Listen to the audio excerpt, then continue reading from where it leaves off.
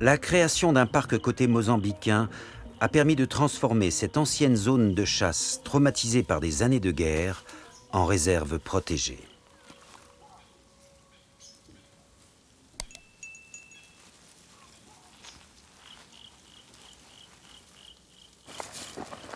Ce garde forestier marche sur un sentier miné par son bataillon lorsqu'il était soldat dans l'armée du Mozambique. Voilà, c'est cette route. À l'époque de la guerre, tout était miné ici. Les mines protégeaient cette route jusque là-bas.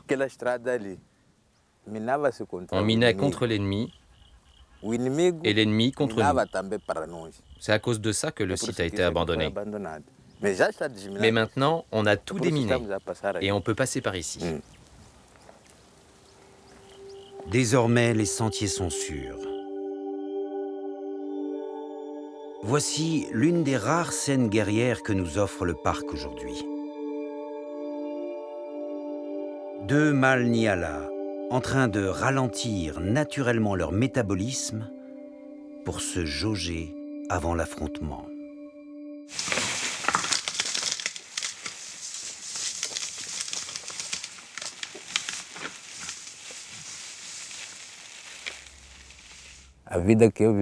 Ma vie d'avant était très différente de celle d'aujourd'hui.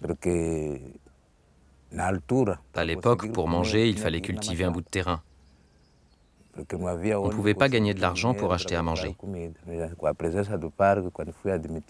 Depuis que j'ai été embauché par le parc, ma vie a complètement changé. Plus rien n'est comme avant. Le parc national du Limpopo a amené beaucoup de bonnes choses en termes de développement. Il a énormément contribué à l'amélioration de cette région. Nous le constatons dans les villages qui s'étendent autour du parc. Leurs habitants ont un niveau de vie bien meilleur grâce au parc et au tourisme.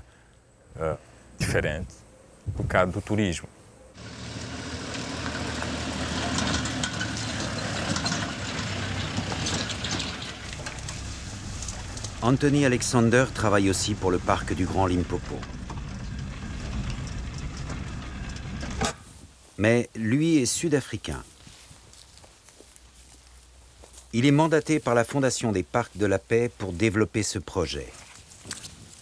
Et se bat tous les jours pour donner envie à la faune, notamment aux éléphants, de revenir dans cette partie du parc, malgré les années de chasse et de mines. Les éléphants vivent très longtemps et ils ont une mémoire incroyable. Il y a 70 ans, on en dénombrait pas mal au Mozambique. Et puis la guerre est arrivée dans les années 70-80 et toute la population est allée trouver refuge en Afrique du Sud. Leur retour au Mozambique s'est fait progressivement par des transferts. Ces animaux sont très intelligents. Ils peuvent ressentir la présence des mines comme l'impact humain. Avec le temps, on en voit de plus en plus revenir. Ils comprennent qu'ils sont en sécurité ici.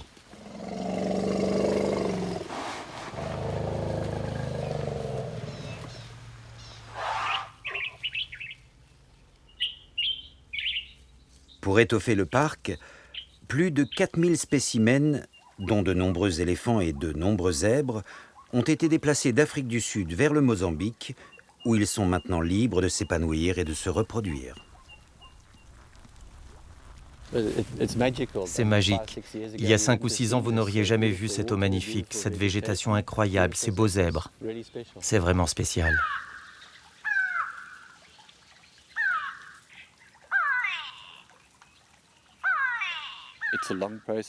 C'est un long processus pour augmenter le nombre d'animaux sauvages. Mais notre proximité avec le parc Kruger est un élément clé, car il reçoit plus d'1 million de touristes. Si nous parvenons à attirer 100 000 ou 200 000 de ces visiteurs, alors notre parc sera autonome financièrement.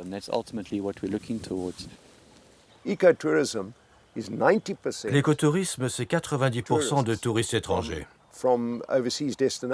Ce sont eux qui génèrent des initiatives visant à découvrir la nature grâce à leur intérêt pour cette forme de tourisme.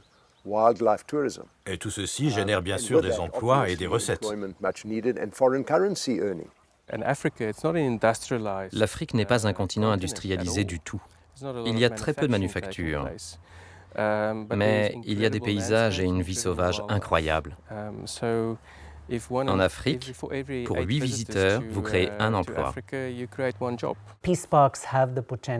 Les parcs de la paix permettent d'augmenter l'activité économique.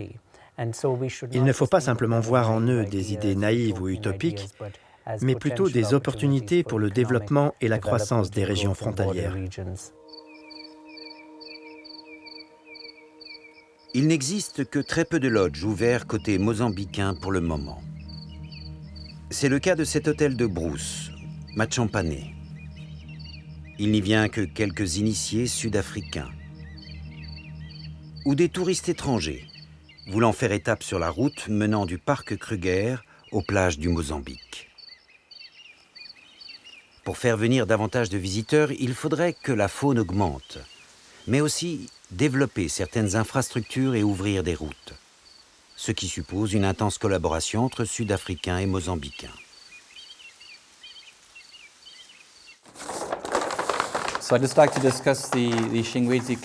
Chose impensable du temps de l'apartheid, Anthony le Sud-Africain travaille sous les ordres d'Antonio le Mozambicain.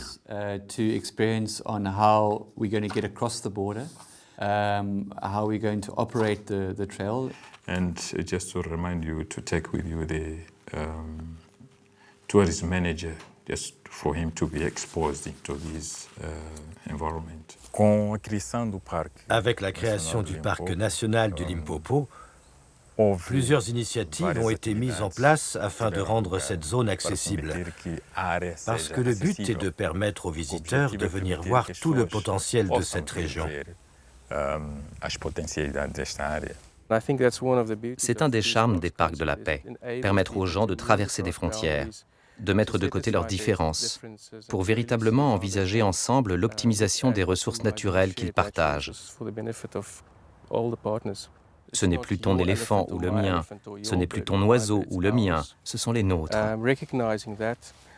C'est dans cet esprit qu'il est possible de mettre en place des mécanismes de gestion pour protéger ces ressources communes.